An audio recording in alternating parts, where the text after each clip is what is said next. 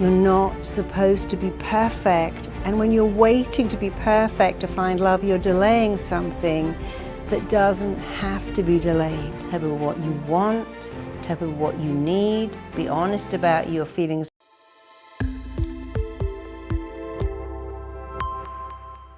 People have three problems. The first one is, I'm not enough. That is the most common problem of all. I'm not lovable enough, I'm not smart enough, I'm not successful enough. And I work with billionaires who still think that they're not enough and they still need more. And it is a kind of illness. And I see a lot of bulimics and anorexics who always have, I'm not enough, I've got to be thinner, taller, younger. And unfortunately, it never kind of ends. It used to be that you could get to 70 and put on your stretchy pants and sit at home. And now, even then, you still have to look gorgeous, which is great, but not always great because it sort of never ends. But the second problem people have, which is very interesting, is this belief called what I want is not available to me. So they come to therapy going, I want you to fix me, but I already know that you can't. So I see there's a lot of people who are depressed, and I find that many clients who are depressed have an interesting belief under the depression, and it's this belief. There's no cure for depression, and I don't deserve to be cured. I'm not worthy of being fixed. And so it's not available to me. It's very interesting. And many, many years ago, I was working with a client who came to see me for depression. And when I looked at her story, I realized that she wasn't depressed at all, but she was terribly repressed and suppressed. And she said, well, you know, my mum had suicidal depression and she killed herself. So I should tell you the story very quickly. I do have to swear in it, so forgive me if there's any young children in the room. So I've seen this terribly posh upper-class lady who saying about, you know, she was depressed and she couldn't do anything and she was very unhappily married and she was very put upon. And when I got her story out of her, which is that when she was quite young, her mother hung herself. And the father was just broken by this. And so everyone said to her, you know, be a good girl and don't upset your dad. You know, he's been through so much, and don't mention your mother and don't cause him any grief. So she became a good girl. Such a good girl that she never made a fuss. She didn't really date anyone. She just went to school, came home, and was a good girl. And then she found a guy a bit like her dad and married him and was very unhappy because she never had a voice. And she was saying about her mother-in-law, who sounded like the biggest bitch I've ever heard of, who'd say things like, now, come along, Penelope, you know, this simply isn't good enough. And so she said, you know, my mother-in-law comes for lunch and goes, well, you can't even cook properly, better with you. And she'll say things like, oh, you know, of course you can open the swimming pool. Even Penelope can do that, and she can't do much, God knows. And this is how people spoke to her. I said, well, I think you should tell your mother-in-law to fuck off, actually. That's what I would do. She went, I couldn't possibly ever say that word. I said, well, you know, Penelope, I think you could, because in hypnosis you can say anything. So I said, I want you to say to your mother-in-law, fuck off. And she said, oh, no, I can't say that ghastly word. I said, okay, I know you can say it, just say it. So she very tentatively went, fuck off. And then she went, I say, this does feel rather marvellous. Might I say it again? I said, be my guest. She went, fuck off. And then she went, fuck off, you complete bitch, and get out of my house. And she went, oh, I feel wonderful now. She said, in fact, I feel marvellous. So I said, well, that's because you're not depressed. You are repressed. You have no voice. I do the vortex a lot. People, you have no voice. You can't, that little girl of 11 who had to be a good girl, you've been a good girl for so long that you can't even say to someone who's being rude to you in your own house, if you dislike my company so much, why don't you just leave? You don't need to come and have lunch with me every Sunday. I don't like you. You appear not to like me. Why don't we save ourselves the drama and just don't come round to my house anymore? I don't need you. And you appear to dislike me so much. Let's save ourselves the issue and don't come back. You're not welcome here. So she was quite excited at the prospect of that. I said, you've got to practice a lot. She goes, I'm practicing. So she left with a little Hermes handbag, and I could see her up the street going, fuck off, fuck you, fuck off, fuck you. And I knew she would do it. Anyway, she rang me up sometime later and said, what did she say? Oh, no, she wrote me a letter and said, do you know, when I met you, I didn't like you. She said, I was rather alarmed. You made me say those naughty words. And I couldn't believe what you did. She goes, but I have to report that I've lost 3 stone. That's, in England, that's, I don't know what that is, something. What's 3 times 14? Anyway, whatever it is. She lost that amount of weight. And she said, and my husband is really nice. And I did it. My mother-in-law, I just picked up my bag because she said to me, but what if I say to her, fuck off? And she doesn't go. And I said, well, I think you shouldn't invite her to your house. And when you go to her house and she's rude, just pick up your bag. And she goes, what about my husband? I said, well, if he's got any brains, he'll come with you. And if he doesn't, just leave him there. Just take the car keys, go home. And eventually she'll stop doing that. And he'll either come with you or come back later. And she goes, well, I did it. I walked out and I told her, and I said she wasn't welcome in my house. And now she's fine. And my husband's lovely, and he puts me first. She said, I didn't like you. She said, but now I just totally adore you because I've lost weight, my husband's marvelous, my mother-in-law doesn't visit, and I'm very happy. And I'm not depressed. And I like you very much, and I'm referring to all my friends. So that was lovely. Anyway, 3 years passed, and she called me, she goes, I need to speak to you. The most extraordinary thing has just happened to me. I said, okay, what is it? She goes, well, my doctor rang me up because she was titled. She was a very important client to a doctor. She's like the equivalent of Dutch. She goes, my doctor rang up and said, lady, you must come and see me urgently, urgently. So I went in thinking, what is it? And he got my notes and he said, now you're not taking antidepressants. She said, no, because I'm not depressed. And he went, it will come back. Your mother killed herself. You have manic depression and it will come back. And you need to take antidepressants every day so you don't know when it comes back. And she said, I looked at her and said, you know what's not coming back, doctor? Me. I shall never come to your surgery ever again. And you shall never be my doctor. Because I picked up my bag, I went, fuck you. And I walked out of the surgery. She said, I felt marvelous. And she said, but what do you think about that? He told me it would come back. I said, well, that's the problem. He's made you believe that you're depressed. You have never been depressed in your whole life. You've certainly been repressed because your mother died. And any child of 11 would think my mother hung herself. She didn't love me. Because if she loved me, she certainly wouldn't have done that. Or maybe she'd have gone to a forest where I wouldn't find her. So children always have to relate something back. Because when you're a child, if you work out that your mother's crazy, your dad's an alcoholic, your mum's ill, your parents are nuts, it's very scary because you depend on them. You're a dependent child. So children look at the parents and go, oh, they're like that because I'm not lovable. They're like that because I'm not enough. They're like that because it's me. And I'll be good. I'll be nice. I'll be smart. I'll be an A student. And then it will all change and nothing changes because it was never the child's fault. And then the child goes, oh, I can't fix anything. It's just me. So of course this lady whose mother had killed herself decided it's my fault. If my mum loved me, she wouldn't have done that. And so she began to believe that she had to be perfect. And that's such a burden. And everyone put upon her and treated her appallingly until she learned to go, fuck you. And then her life changed. Now, we don't all tell our clients to swear, but in her case, it was a wonderful thing because she wasn't depressed. But clients come in and they'll tell me the weirdest things. So in came another client, his chauffeur, this is how rich is, his chauffeur said, I would like you to pay you to do a session with my boss because he's a lovely man. He's a chronic alcoholic. I have to go and pick him up at night, crawling out of the pub, and he's miserable. And I think he's going to kill himself with a drink. And I will pay personally for you to see him. So in came this guy. And he said, well, you know, yeah, I drink. I mean, I drink a lot. I can't stop, and I drink all the time. And I said, you know, and he said, I'm alone. And I said, why are you alone? He went, well, what woman would put up with that? I couldn't possibly have a wife that would tolerate that. And I realized straight away that he had a belief that said love is not available to me. So I asked him a little bit about his life. He said, well, you know, my parents didn't love me. My father hated me. They never had a birthday party. They never bought me gifts. They always treated me like I was nothing, and I grew up without love. And I'm like, okay. He said, well, you know, I had no love. And I said, so what you're saying is love is not available? He said, exactly. It's not available to me.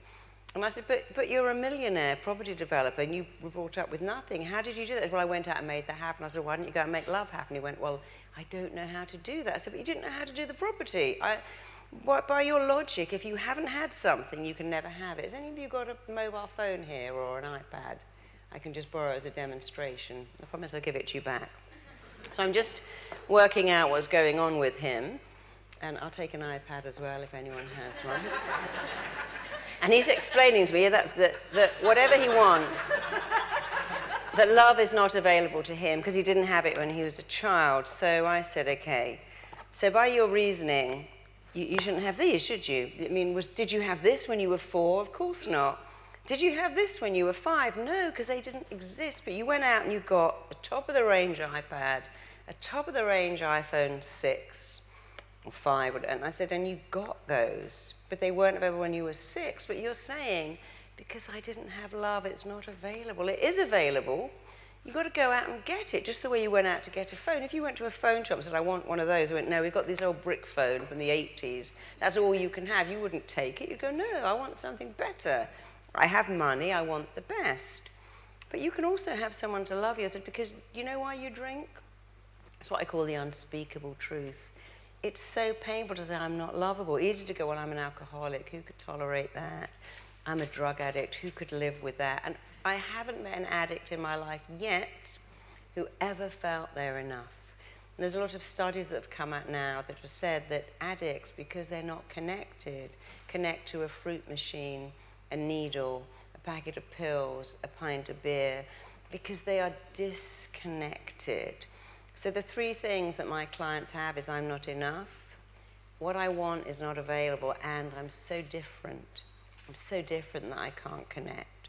So he was category 2, and so was Lady Penelope, with the belief that what I want to be well, but it's not available. I've got clinical depression, it's genetic, it's my brain, I'm never going to get better.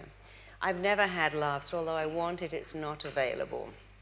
I want to have a business, but I'm not smart enough. Money runs through my fingers. I want to find love. Who could love me? My own mother left when I was 2 or put me up for adoption. How could I be lovable? I want to be well, but my doctor said I've got this genetic something, and I'm never going to be well. I want a baby. I've got unexplained infertility. Or I'm so scared of having a baby. My own mother was so awful to me. So people will have this belief it's not available. I usually say, well, look, I could keep these then, because by your reckoning, if you can't have love because you didn't have it when you were 5, then you can't have that. And you definitely can't have that, but I can have them. And no client goes, yeah, you're right. Keep all my stuff. You can have my iPad, my Apple Mac, my Sky TV. You can have the whole lot because you're right. I shouldn't have it now because I didn't have it then. So you take these back. Thank you very much. And no client ever goes, yeah, you're right. And they begin to understand that just because what you wanted was not available, it doesn't mean it's not available now. So many of us kids, love wasn't available. Nurturing wasn't available. Feeling cherished and celebrated wasn't available. For some of us, even having a nice home and heating and food every day wasn't available. None of us walk around saying, well, I can't have it now, except for my client who walked around eating all the free food, all the samples in the store, because he's still living in the past. So love. Love is available to everybody. And yet I have so many people who say it's a foreign country, I've never had it, and therefore I've never had it, I can't have it now. And that simply isn't true. I mean, it's an appalling thing if your parents don't love you. It's a vile thing if your parents don't celebrate you and go, you're a great kid. Even worse than they go, I don't know why I ever had you, or, you know, the other one that died was so much better than you, or, you know, I just wanted a son and I don't know why I got a daughter, or I was the 5th daughter and my mum so wanted boys. One of my clients in my last school, because I only work with people in the audience, came up and she was saying that both of her brothers died, and someone said to her, Dad, you're not a man anymore without sons. I mean, what kind of people do that to his friend? And she heard it. They had 4 daughters and 2 sons. They were in Ireland, and the baby died at birth, and the second son died of a cot death. And when his friend said, well, you're not a man now, because real men have sons, she felt, I should have been a boy. I should have been a boy. And then she actually became a compulsive eater and completely disguised her whole body and had very, very short hair. And it was very interesting how it was running her with this belief as I need to be masculine because my dad has no sons and it's my fault. And people pick up these strange beliefs and they carry them with them forever.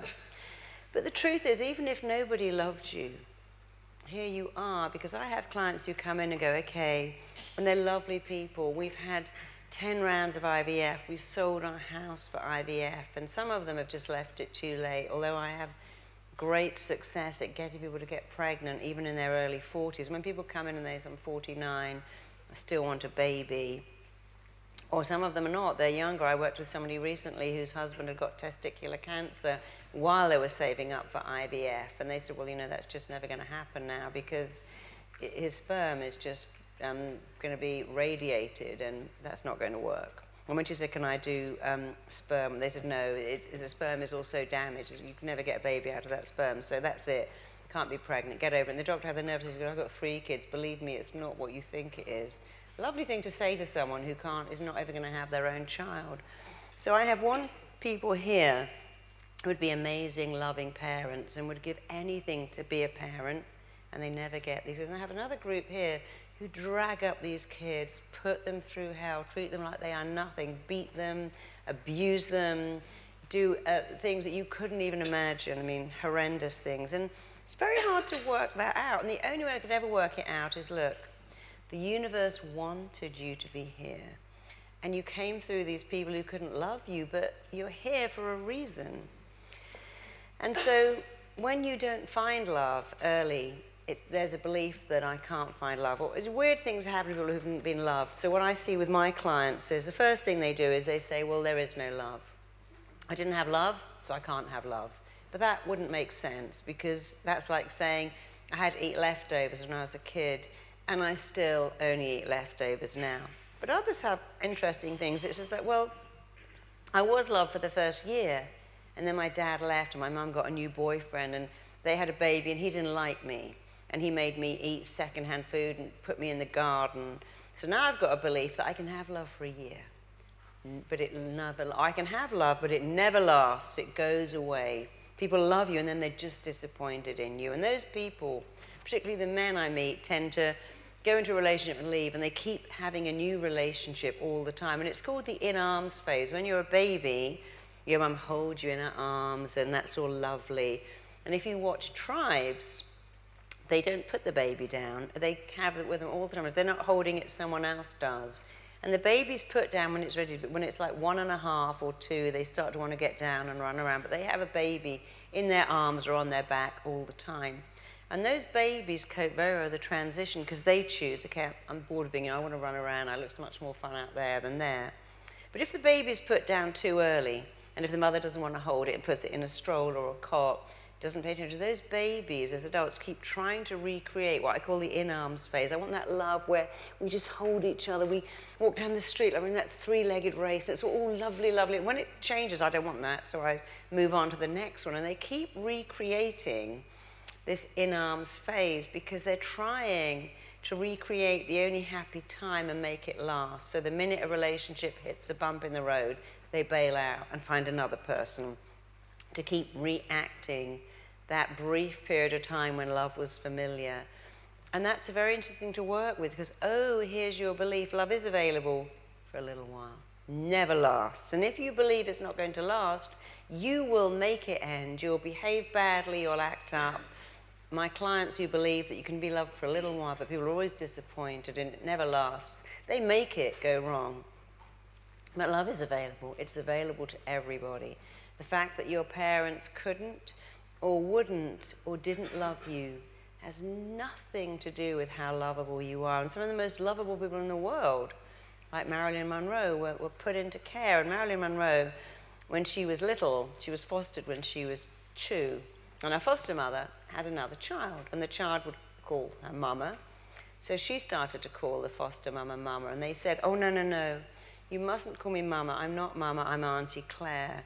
And apparently when Marilyn was 3, every time she'd go out, she'd go, there's a mama, there's a mama, there's a mama, there's a mama, because she knew she didn't have one. And so all she would do is look for people who had, and we tend to look for what we haven't got, and we see it everywhere. So people who don't have love will just see how everyone else has, and they'll always justify why they haven't got it. But everyone is lovable. You came onto the planet, you know, against all the odds. Somebody wanted you to be here. Even if your parents didn't, even if you survived your parents trying to terminate you. And I've worked with 2 people who had that experience, and they found out later. And one of them said, you know what, when I found out my parents tried to abort me, I knew I was meant for something amazing because I survived all of that. Here, and the other one said, well, my parents tried to abort me. I mean, what kind of start is that in life? Who is ever going to want me? My own parents tried to kill me. interesting that they both had exactly the same experience, but a completely different interpretation. We're all wired to want to find a partner. After all, if you were marooned on a desert island, you only look for three things: food, shelter, procreation. Having a partner, someone who's got your back, someone to share your life with, is a wonderful thing. It's why all those songs about "I found the one" and "found the one I'm looking for" and "you complete me." So it's actually quite normal to want to have somebody want you, to want someone to be totally in love with you, to sing the words like Billy Joel and Barry White, "I love you just the way you are."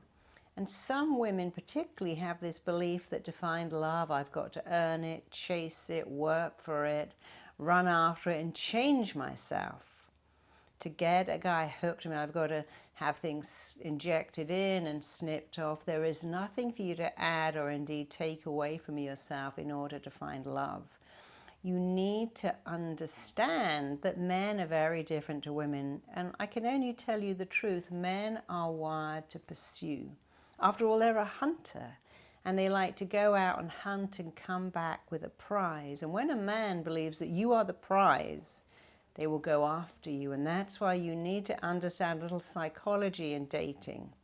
So if you meet a man on the first date and you make them dinner and you're so eager to please and you hang on their every word, that is a huge mistake, because they're not pursuing you. You're making it too easy.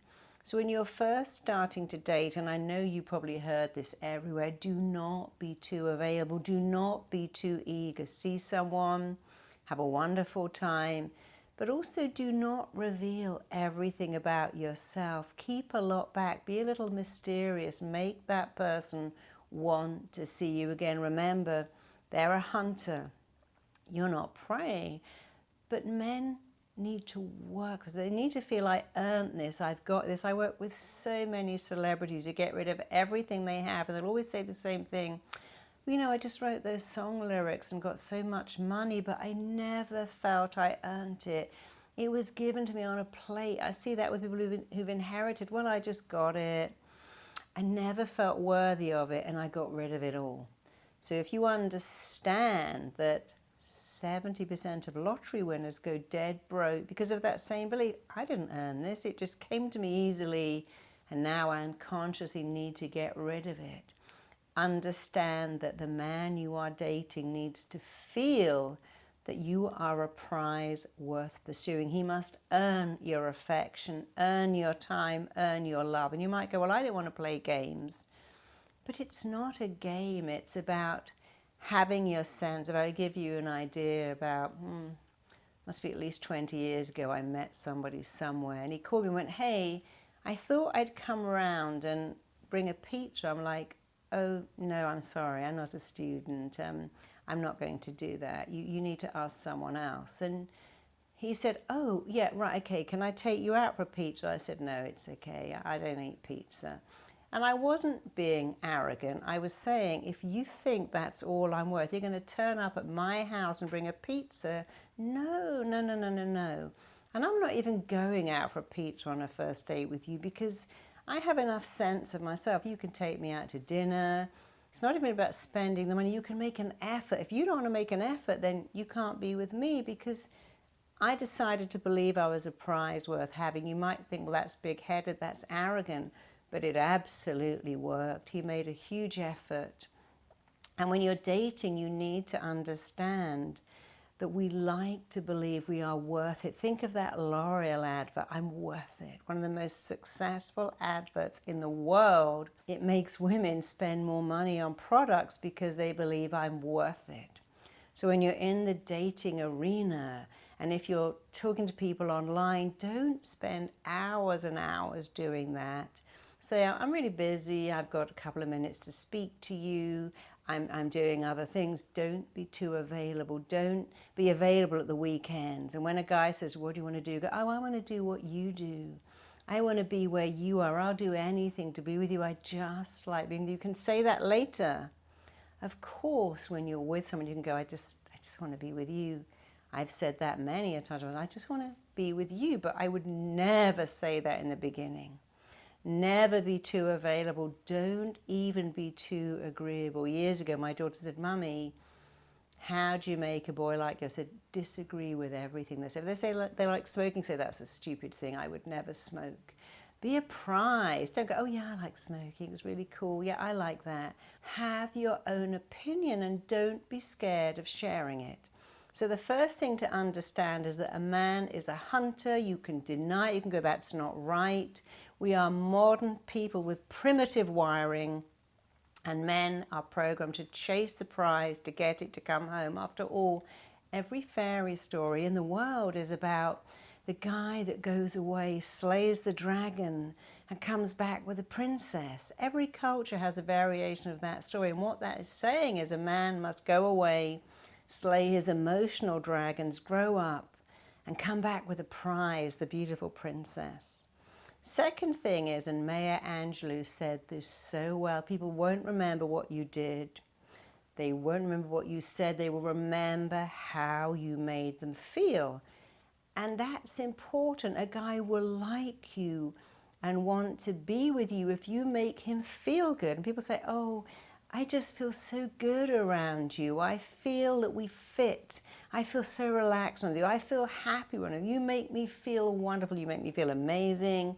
You make me feel sexy. You make me feel incredible. So we like people who make us feel good.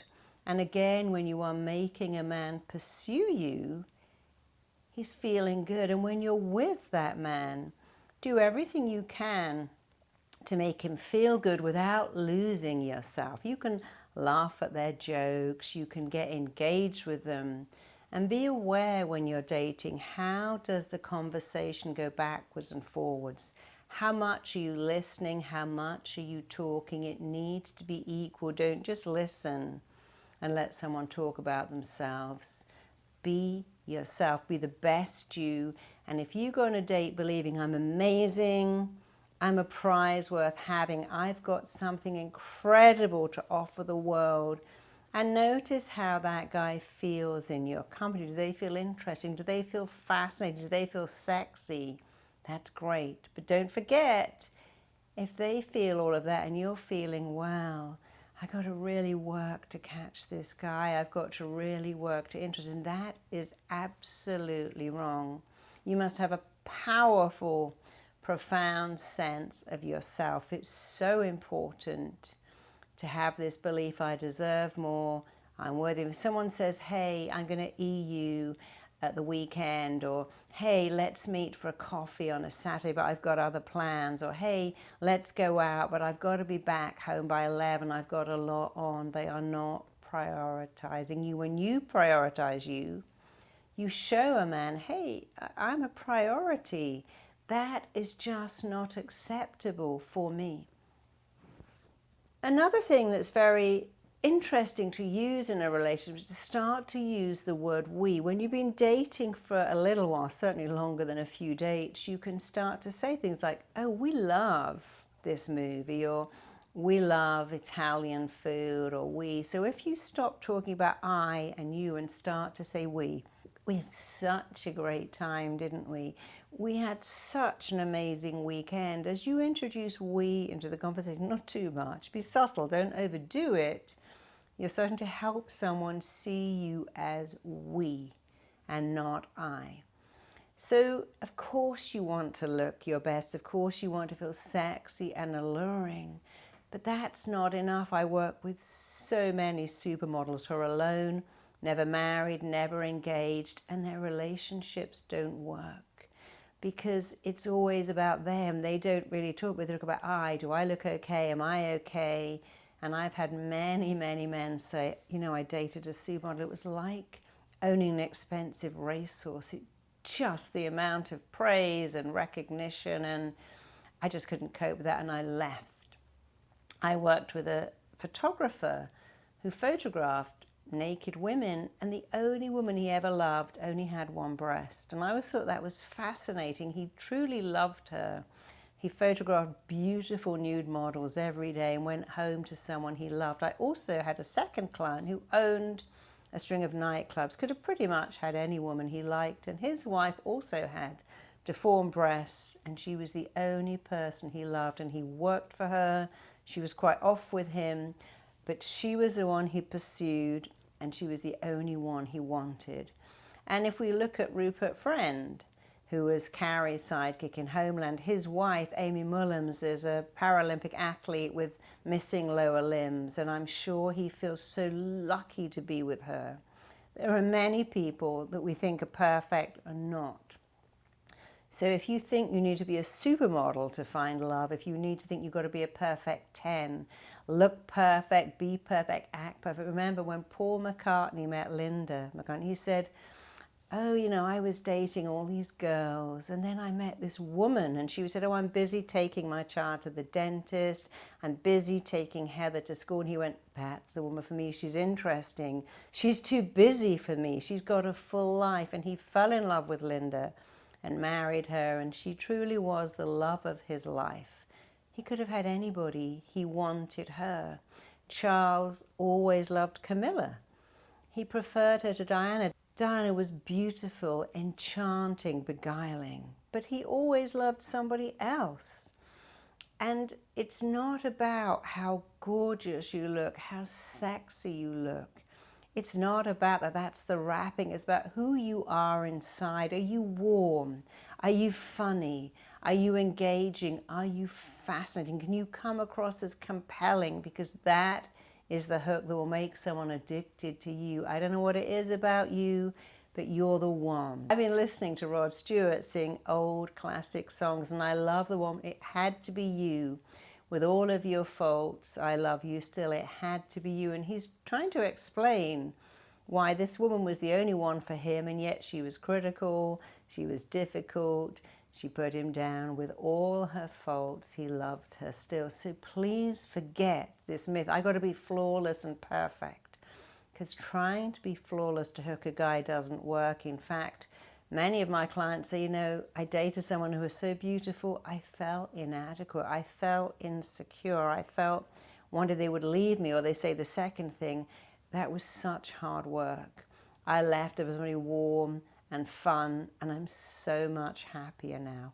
And if you look in the media, you'll see that all the time. A stunning woman left for someone who's not stunning at all, and yet that makes that person happy. So focus on how that person is going to feel with you, not how you make them feel, but how you can help them feel with you that you are a prize worth having.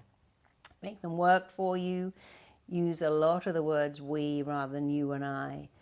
And really pay attention to the language they use when they're with you. I tell my husband all the time, you're so lucky to have me. You're so lucky you got me. And he says, I know, I'm so lucky. I also add, and I'm so lucky to have you. So we both say it, but I say it more. You're lucky to have me. You're lucky to have a wife like me. You're lucky that you're with me. And every single one of my friends who are married to amazing men say the same thing. I tell my husband all the time, aren't you lucky you met me? Well, it was your lucky day when you met me. You were so lucky that you got me. And that's not arrogance. It's not showing off. It's reminding them that, hey, you got the prize. Aren't you lucky? So don't be scared of saying that. And of course, I don't say to my husband, hey, you're punching above your weight. I say, you're so lucky that you found me. I'm so lucky. You were lucky we found each other. But I say it more than he does. He never says to me, actually, you're so lucky you found me. I don't think he's ever said that. But I tell him on a regular basis, I remind him, it was your lucky day when you met me. Wasn't it great when we met? You're so lucky to be with me. And he likes that because it reminds him that he got a prize. I got a prize too. I'm so lucky to have him. I would never diminish that. But your job is to make that person know they got a prize. And that's so important. Do it. Don't do it too much.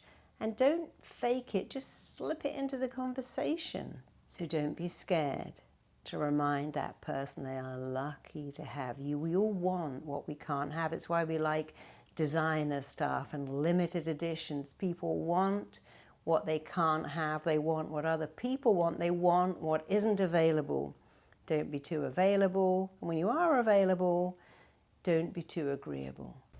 Why do relationships that start so well fall apart? Well, there's one mistake that people often make, and I'm going to show you how to avoid making that same mistake in your relationship. So here's the biggest mistake we make. We expect our partner to be psychic, to be a clairvoyant, to know what we're feeling, to know what we're thinking, and to know what we need.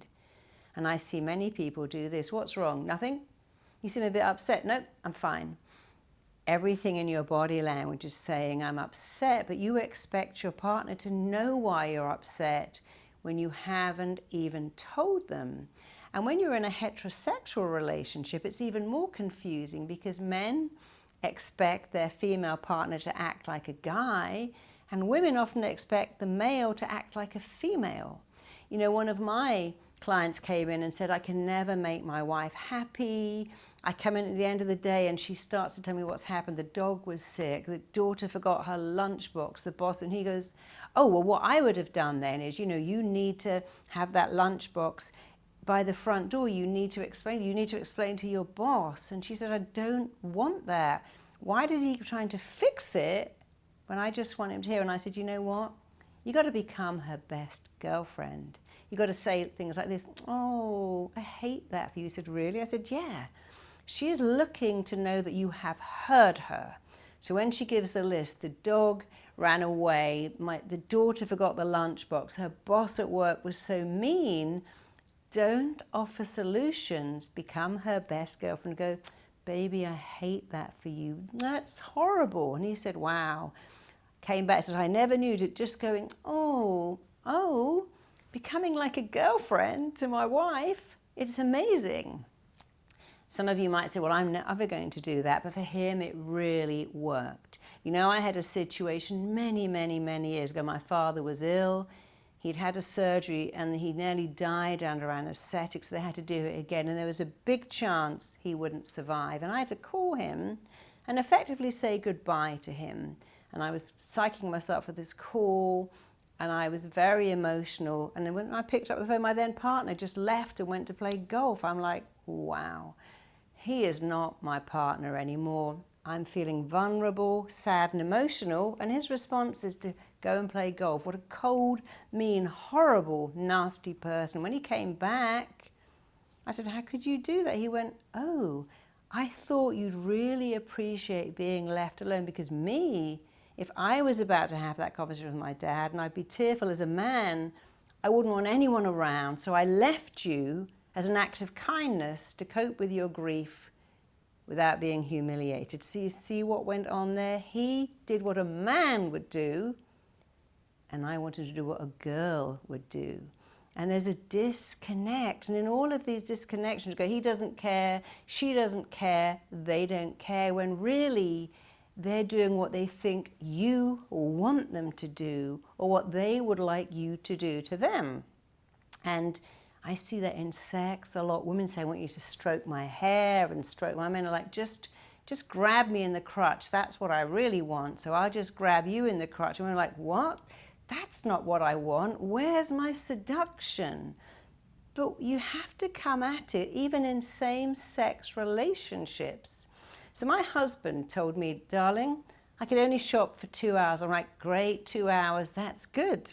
So we go to a shop and he said, let's have lunch first. We have lunch. Then he goes, okay, got 30 minutes left to shop. I'm like, no, that's not right. I thought we had 2 hours of shopping. No, we have 2 hours. Park the car, go for lunch, and whatever time is left is to shop. So now I went, right, we'll do that. We're going to shop first now. And when we finish shopping, we go, oh, look, we've got 15 minutes for lunch, but that's our deal. So we just have to constantly explain. I love it when my husband goes out for the whole evening because I love time to myself. He'll go out and I've just got my box set. I'm on the phone to my girlfriends. He comes back. I thought I'd come back early. I'm like, no, I was just getting my whole evening started. He loves company, doesn't ever like to be alone. I love being alone sometimes. So I have to explain to him, when you're out, please don't come back early for me. Come back early for you. I love the whole evening to myself. So the first thing is to understand, is your partner doing what they think you want them to do? because that's what they want you to do to them. The second is to not think, well, if they are doing that, they're doing it to hurt me. They've forgotten my birthday, they don't care. They bought me a really cheap gift and that's all I mean to them. They're not celebrating the way I want to celebrate. And the only way you can get this mistake to go away is to really set up a dialogue. Okay, we're together, my birthday is really important. If you say we have an hour together to talk and you're looking at your phone or scrolling through your emails, that's not an hour together. If you say we're going out or you're cooking dinner to have a lovely evening, leave all the dishes everywhere and go to bed and don't do anything, it doesn't work. I said to my husband one day, you know, when we're downstairs, occasionally I'm going to bed and you just get up and go to bed. And then I have to lock all the doors and windows and I don't feel protected. I want you to always lock up so I feel you're concerned about my safety. He loved that. He's like a man protecting me. Now, every night, he checks all the doors. And because I told him nicely, baby, when you just get off the sofa and go to bed, I don't feel cared about. You leave me to lock all the doors. But I said it in a nice way. And now he understands it's not important to him, very important to me. So sit down with your partner and talk. Because you know what I see happen? People go, he's not the right person. She's not the right person. They don't meet my needs. They don't know what I want. They don't understand. You know what they do? Upgrade them. Swipe left. Get someone new. We get rid of people like we get rid of our phone. And it's so easy to start again. But all my clients that do that say, you know what happened? I got a new partner and the same problems happened with a new one. They were just as bad as the last one, just as unthinking, just as uncaring, just as insensitive. And I'm like, oh, do you think there's a pattern here? Do you know for most people, not all, but for most, it's actually easier to make an existing relationship better, to make an existing relationship work than to go for a new one and take the same problems, the same belief that they're clever and that the right person knows what to do in bed, knows what you want to eat. And sometimes people do things that they think are really caring. They go out and buy you weird underwear you'd never wear, perfume that you think is disgusting, chocolates when you're on a diet. They bring home pizza when you're starving yourself. And you go, this person doesn't care. But they don't understand. You know, I had the funniest experience. I had to have a hysterectomy 5 years ago. My husband turned up the next morning with my laptop and said, I thought you might want to answer emails. I'm like, are you serious? I just had major surgery. In fact, I went home that day. I felt great. And I did laugh that he brought my laptop in because he thought I might want to work. He knows how much I'm always on my computer, always answering emails, but not that day. But you know what? If he'd had surgery, he would be on his laptop, probably an hour later, because he loves working. But you see, I had to realize he wasn't trying to hurt me. It wasn't offensive. He truly thought it would give me immense pleasure to open my laptop and start answering emails. One of my clients did that an hour after she gave birth. She answered emails because she wanted that. I can't think of anything worse than that. So please don't make this mistake. Early in a relationship, don't pretend I like what you like. Don't say, oh, I'll keep that to myself. Tell people what you want. I never forget seeing a client once and he said, you know, I dated this girl last month and she sent me a message and she said, you didn't try hard enough in bed. I don't want to see you again. He said, what a woman. I'm seeing her again. She really put me in my place. He said, I like that. She's going to make me work so hard. Most women would think, I could never write to her and go, hey, you didn't try hard enough in bed. You're toast. But she did. And he loved that because she told him what she needed, more effort in bed, more courtesy to her, and make it all about her. And he found that so sexy and a challenge he was absolutely going to meet. Many women think, oh, I better not say what I want. I don't want to be seen as difficult. I don't want to be seen as demanding. Why don't I pretend that I'm so easily pleased and I'll make you happy? it doesn't work. Even early on, tell them what your needs are. Tell them what your desires are. And if you think, my partner's forgetting it's my birthday, they're not mentioning it, they're going to forget my birthday because they don't care. Why don't you change that and go, hey, you know what? They love me. They want to celebrate my birthday. I'm going to tell them, hey, it's my birthday next Thursday. I know you want to do something amazing, so let me give you some ideas of what I want. A few years ago, I realized my daughter didn't remember my birthday. She was talking about Wednesday, which was my birthday, and I could have thought, right, she's going to forget. I'm going to let her forget and then tell her off and go, you didn't even remember my birthday, and create so much drama. Instead, I took a breath and I said, it's my birthday on Wednesday. She went, oh yeah, of course it is. What shall we do? And we had a great day because I pulled back from, you've forgotten, let me sit this out and then let me go after you with hurt and anger and disappointment. It was easier just to tell her. So please don't do that. We've all done it. Tell people what you want. Tell people what you need. Be honest about your feelings. When someone disappoints you, say, I'm disappointed. I was upset. I was hurt by.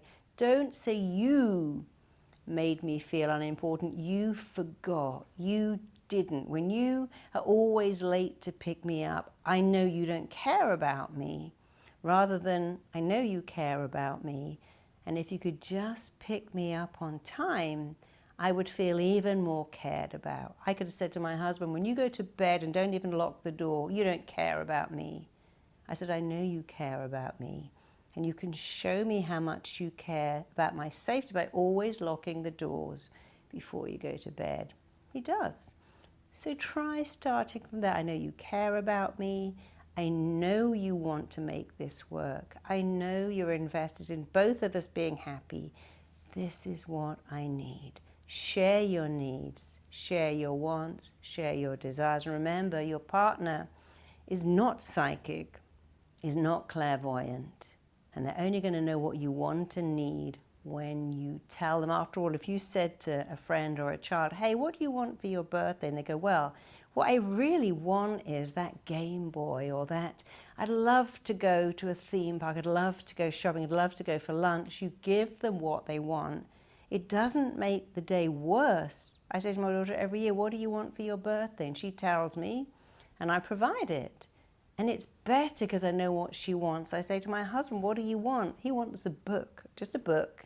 If he bought me just a book on my birthday, it would not be a happy day, but he knows. I don't have the same desire you have. For me, birthdays are a big deal. Christmases are a big deal. It's not the thought that counts, because I don't want a book.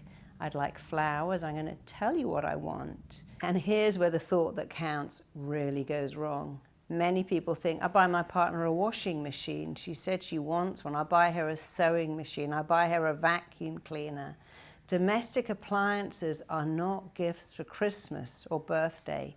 One of my clients bought his wife a subscription to the sports channel, saying, I thought you might find some yoga classes on there. She's like, no, you're going to find lots of football.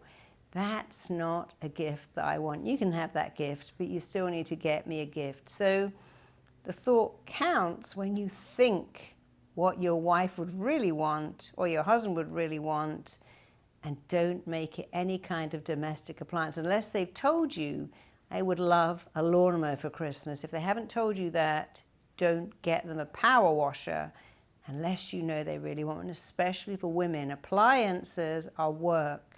They're not gifts. Unless they say, I'd love that dishwasher for Christmas, don't even go there. It is the thought that counts, but not the thought of a book from Amazon. But he loves a little book. Something that costs $5 will thrill him. Doesn't thrill me, because we're different, but we both completely understand each other's needs. In fact, my daughter's godmother said to me, I buy your daughter amazing gifts for my birthday, and you don't do the same. And I didn't think it was a two-way transaction, but I heard her, and then I started to buy her great gifts. Another of my clients said, my partner gives me my gift in a carrier bag, never wraps it up. And I had to say to me, no, I like it wrapped with ribbons. And of course, underneath that fear of, I don't want to tell you what I really want, I don't want to share what I really need in case you reject me. Because of course our greatest fear is being rejected. When you can't show someone who you are and can't have the relationship you want because you're not being yourself, you end up rejecting yourself. Nobody can reject you without your consent. And if the person you would reject you because you are sharing your needs, they're not your person. The right person will never reject you. In fact, they'll go out of their way to understand your needs because you've had the confidence to express them so nicely, so eloquently, with the knowledge that you are worthy of expressing your needs and having them met. And your partner, of course, is worthy of expressing their needs and having them understood and mostly met. One of my clients told me that every year her husband gave her for Christmas a red panzanetta with a $50 bill in it. And one year she threw the whole thing on the floor, locked herself in the toilet and said, that's it. She also said that every year he gave her the same card he gave her the year before and thought that was good because he's into recycling. And she said, I'm about to recycle you. If you recycle that card for one more year, you're going to be recycled. And then he didn't do it anymore. He realized she wants a new card with a new message, not the same one, not a jokey message. She told him what she wanted. He never again gave her a plant with $50 tucked into the soil. He never again recycled the card because she told him. She went through a lot of pain first, but when she told him, he immediately met her needs because she told him what her needs were. Work out your needs, feel comfortable sharing them. Don't dismiss someone who doesn't understand you if you haven't taken the time to let them understand you by showing them who you are, what you need, what you want. Be honest and remember, we like people who show their vulnerability and we don't connect to people who appear to be perfect. In relationships, vulnerability is good. I was having lunch with a lovely couple the other day and she said, you know, he said to me, I thought I'd never find someone again. She went, you're gorgeous, you're everything. She said, can you imagine this lovely man thinking he would never find love again? He was vulnerable. When he told her that, she loved him more. The basis of friendship and relationships, we like people who share our vulnerabilities, and we dislike people who appear perfect and who never express their needs, and then we never get the joy of meeting them. The number one blocks that stops us finding love is this belief, I'm not lovable, I'm not thin enough, tall enough, rich enough, interesting enough, and I need to work on myself and be perfect before I can find love. Being perfect does not get you love. In fact, many people can't find love because we think, oh no, I couldn't go out with you, you're too perfect, I feel inadequate next to you. So please don't wait to find love. My lovely gran used to say, every pan has a lid. You're not supposed to be perfect, and when you're waiting to be perfect to find love, you're delaying something that doesn't have to be delayed. You see, we're all flawed people. I'm flawed, you're flawed. The best you can ever have in your life is knowing that you're a flawed person and you're going to attract a flawed person. You're going to have a flawed relationship, a beautiful relationship, a beautiful, flawed relationship. Another block, you might have heard people say you're too picky, but really it means you're inflexible. You have a list. The perfect person is like this. They look great, they earn a certain income, and they're perfectly behaved. And don't have a list. I mean, have a list, of course, but your list doesn't have to be 100%. If a few things on your list work, it's great. One of my clients came in with a list of what he wanted, and I said, shall I tell you the truth? You won't find that in 100 different women. No woman has all those qualities. So by all means have a list, but don't say, well, no, you haven't got hair, you're not tall enough, you haven't got the right job, you haven't got the right manners. You see, you want to ask different questions. Does this person have a good heart? Do they make me laugh? Are they kind and generous? And I don't mean generous with money, I mean generous in who they are.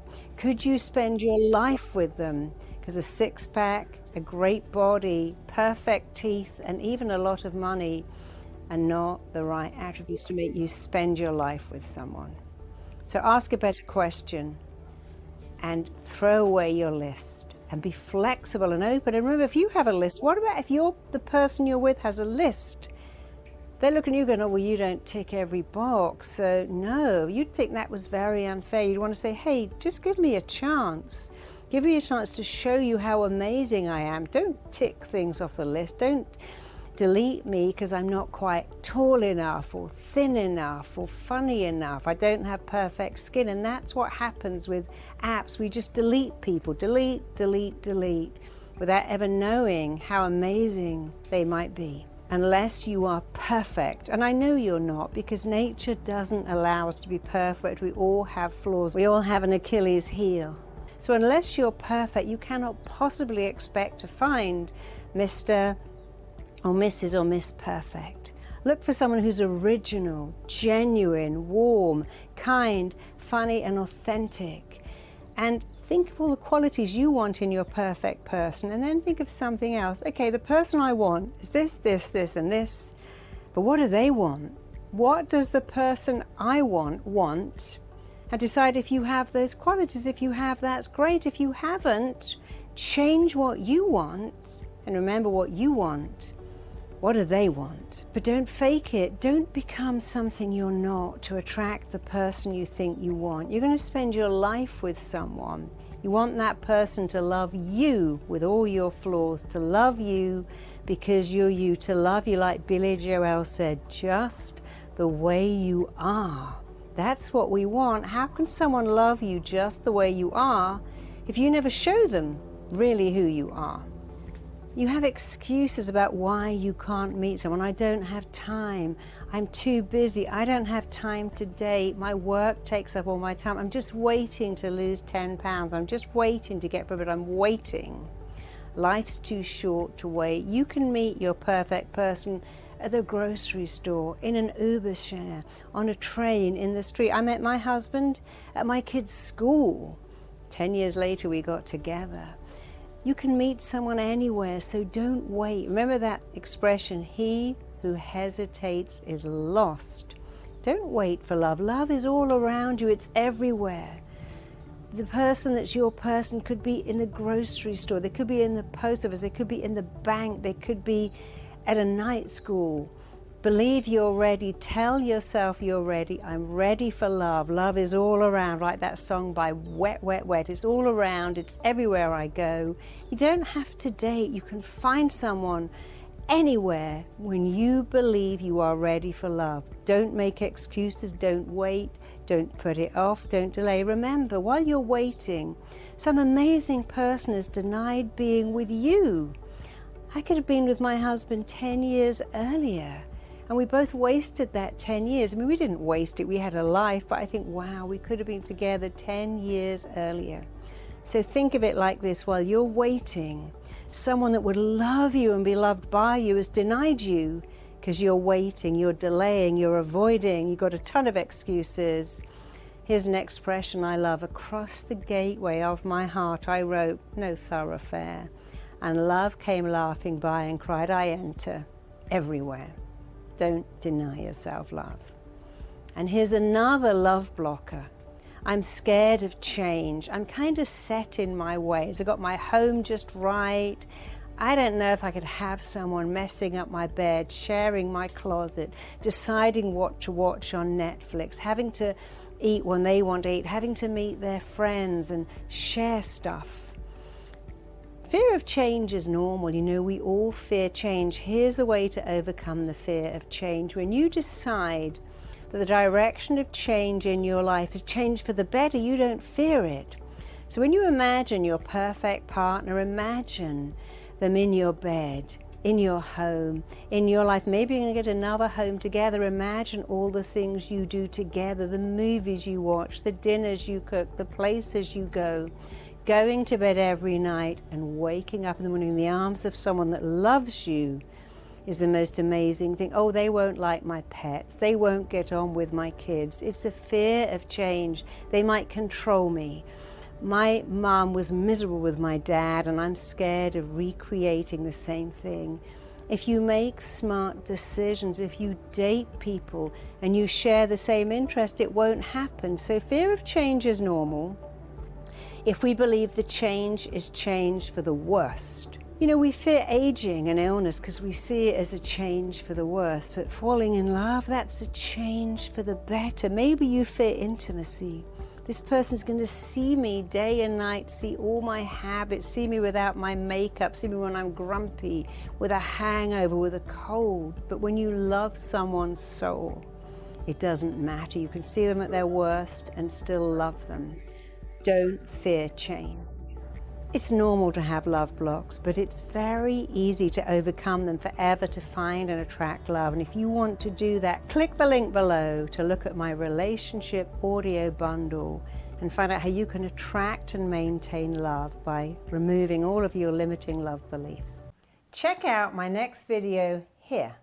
Marilyn Monroe was such an example of someone who looked out there. She believed, if I become rich and famous and beautiful, then surely I'll feel lovable. And I've seen many, many clients who say, but no one loves me. I can't find love.